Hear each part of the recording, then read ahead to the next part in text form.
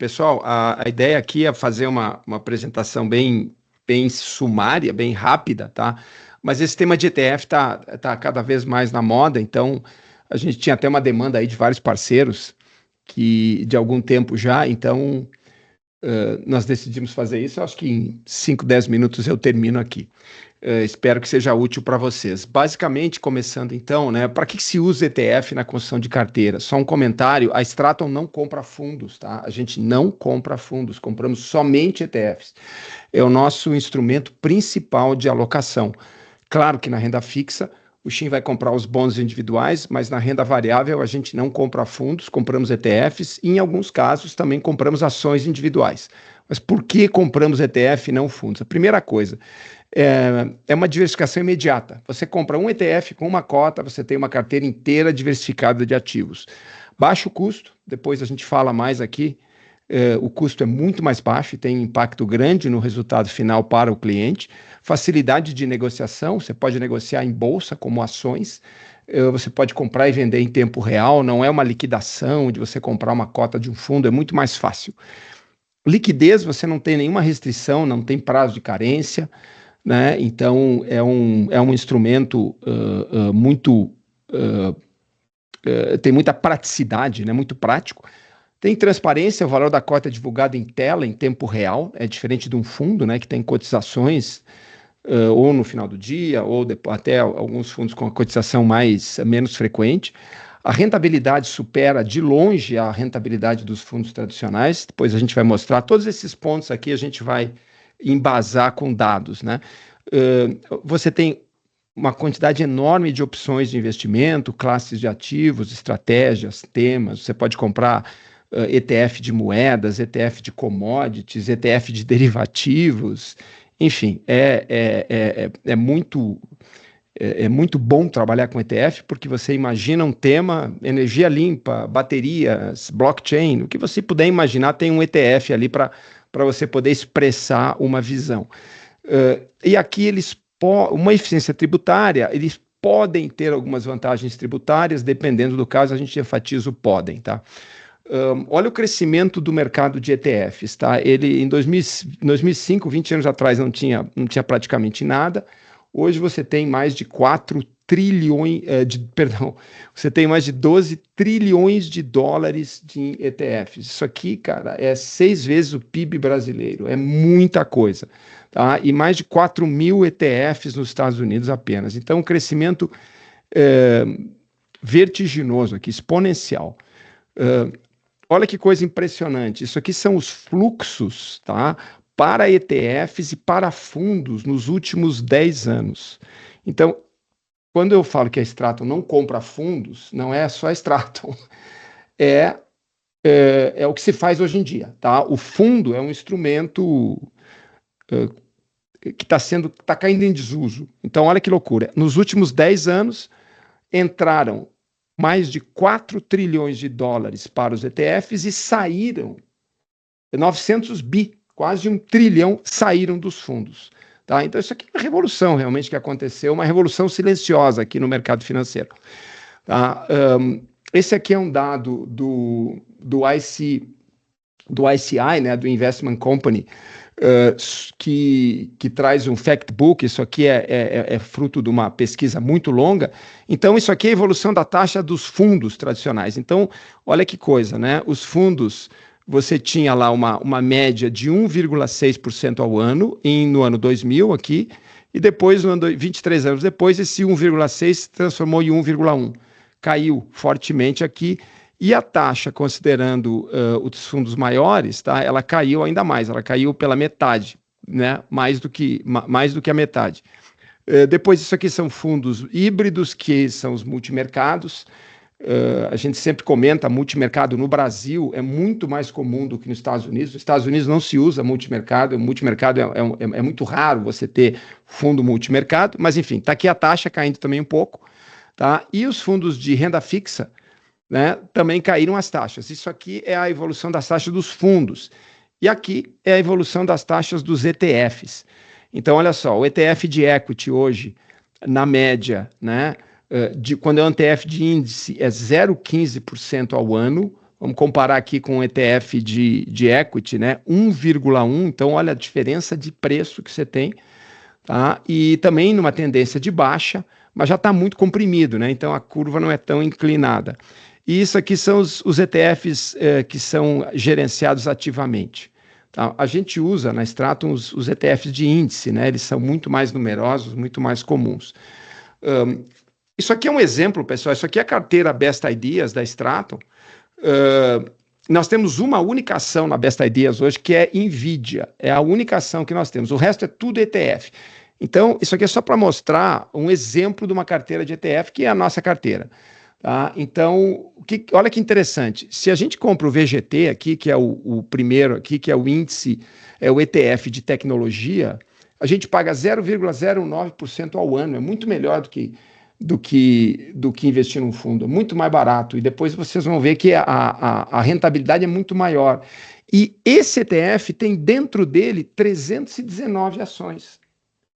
Então, ele é super diversificado. Então, a carteira Best Ideas da Stratum, ela tem 6.228 ações ou ativos dentro dela, né? A gente tem aqui um ETF de ouro, que evidentemente é um único ativo aqui embaixo, né? E um ETF de Bitcoin também, que são dois ativos. Que aqui é caixa e futuro de Bitcoin. Mas, no geral, são mais de 6.000 posições. Então, você está super diversificado. E olha as taxas aqui que a gente está pagando. O mais caro é esse ETF de Emerging Markets, tá? É 0,72% ao ano, porque é um ETF exótico, tá? E ele é um ETF pequenininho também, ali tem 19 bilhões de AUM, tá? Então os ETFs mais exóticos, eles tendem a ser mais caros. Aqui urânio também, né?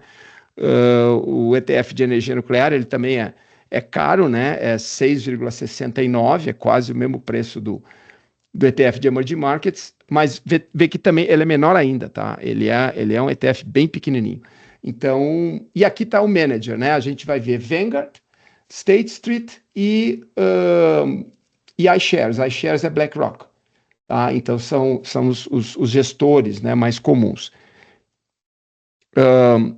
Olha só a rentabilidade. Por que o ETF é mais rentável? Isso aqui eu trouxe aqui de um artigo do dia 11 de março agora, dessa revista Portfolio Advisor, tá? E mostra o seguinte: os fundos, eles têm uma taxa mais alta, mas eles perdem para os benchmarks.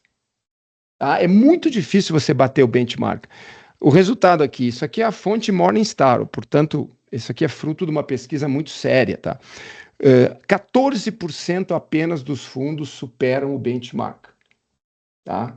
Num determinado momento, numa determinada janela de performance, tá? E quanto maior a janela, evidentemente, menor o percentual de gestores que superam. Então, essa coisa que a gente vê muitos clientes, né? Eu investi nesse fundo porque ele está dando um retorno. O fundo não está dando, não pode ser o tempo verbal está errado. Ele deu um determinado retorno, não quer dizer que ele vai dar de novo esse retorno, tá? E 14% não consegue dar. Agora, olhem aqui esse gráfico, tá? Ele é um pouquinho complexo a leitura, mas vale a pena. Depois a gente disponibiliza o conteúdo, vocês podem olhar com calma. Isso aqui é fascinante. Olha que interessante aqui a parte de cima, tá? Isso aqui é uma análise do S&P, né, da própria Dow Jones, que calcula os índices, também super confiável, tá? Então, olha só. Em dezembro de 22, você tinha 519 fundos, tá? Que era fundos domésticos nos Estados Unidos. No top quartile, ou seja, os fundos que estão no top quartile, 25%, os 25% melhores fundos, tá? Agora, quanto por cento desses fundos permaneceu no top quartile um ano depois? Apenas 58% dos fundos. E 2 anos depois, apenas 20% dos fundos. Então, você não consegue. Olha só, apenas 20% dos fundos conseguiram ficar no quartile superior por 2 anos seguidos. Tá? Então é muito difícil. Se você começa a olhar aqui embaixo, ele considera os fundos que estavam na metade de cima, né? E aí você tem, os números são um pouco diferentes. Mas o que a gente observa aqui, não dá para bater o benchmark. Então, o fundo ele é caro e a rentabilidade é pior do que o ETF, porque o ETF está dentro, vai dar o benchmark, né? Aqui eu fiz uma. É claro, eu peço perdão aqui, porque isso aqui é horrível, né? Alguns de vocês devem estar no celular, então não dá para ler. Mas o que, que a gente fez? A gente fez uma simulação. Uma carteira de fundos com uma taxa média de 2,5% ao ano e uma carteira de ETFs com a taxa média de 0,15%, que são as taxas médias de mercado. Tá? E a gente começa. Essas duas carteiras rodam por. Isso aqui é um Excel simples, tá? Elas rodam por 10 anos e elas começam as duas com 100 mil dólares. Tá? Acontece o seguinte, acontece que ao longo de 10 anos, o custo da carteira de fundos é 44 mil dólares, né? Nessa taxa de 2,5%. E o custo da carteira de ETFs, ao longo de 10 anos, é apenas 2.600 dólares. Então dá uma diferença de valor de 68 mil dólares. Né? A carteira de fundos, dando a mesma rentabilidade, pessoal, 12,5% ao ano nas duas carteiras. Então, assim, muitas vezes o cliente fala, mas a taxa não é tão importante. Bom, é importantíssimo. Olha só, só por causa da taxa, você chegou na carteira de fundos em 252 mil dólares, na carteira de ETFs você teria 320. Isso aqui é inegável, tá?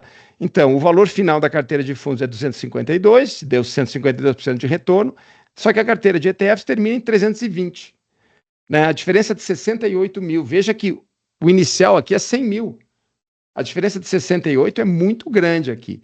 O custo no período, a carteira de fundos 44, carteira de ETFs 2.600. A carteira de fundos aqui é 1.600% mais cara do que a carteira de fundos. Tá? Então, isso aqui mostra por que se usa ETF, por que o dinheiro está entrando nos ETFs e saindo dos fundos.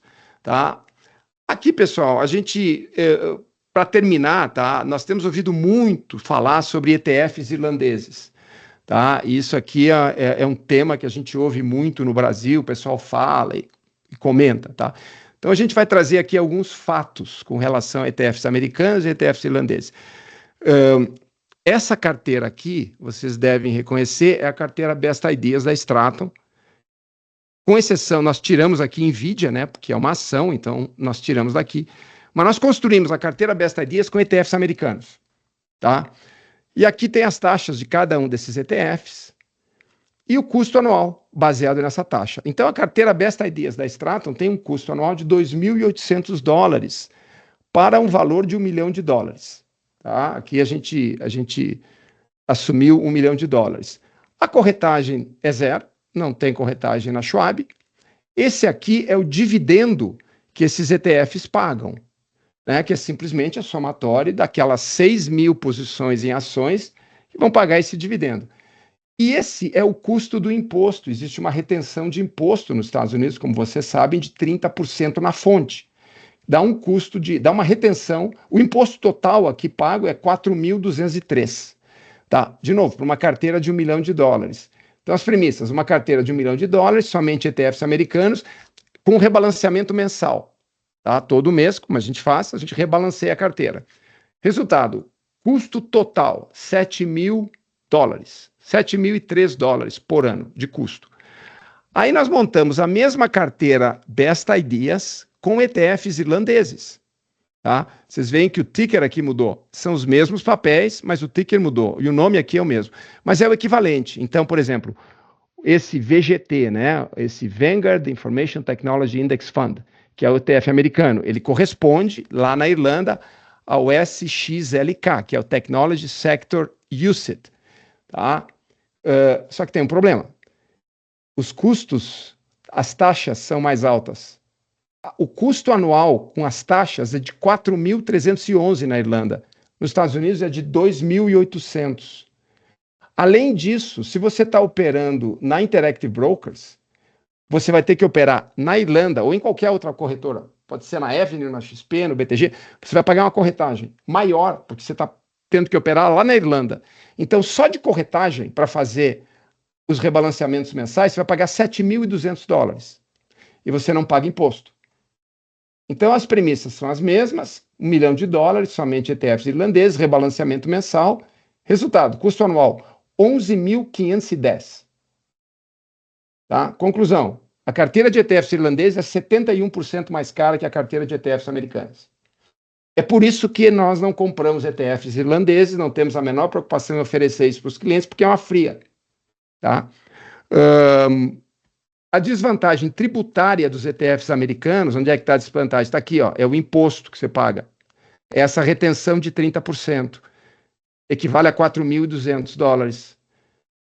Então, na carteira de ETFs irlandeses, a desvantagem que você tem, ela é mais do que compensada nos Estados Unidos pelas taxas mais baixas, tá? E pela ausência de corretagem.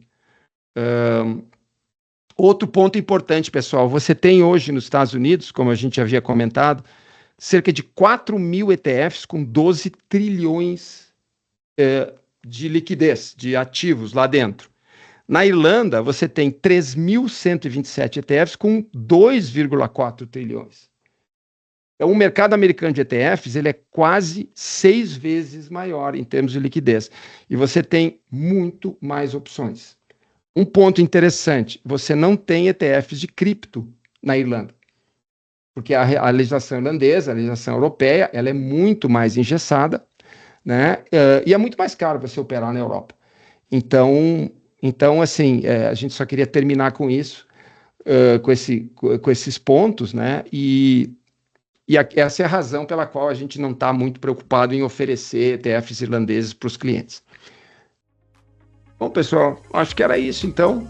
Agradecemos aí a presença de vocês, a atenção, e a gente disponibiliza o PDF.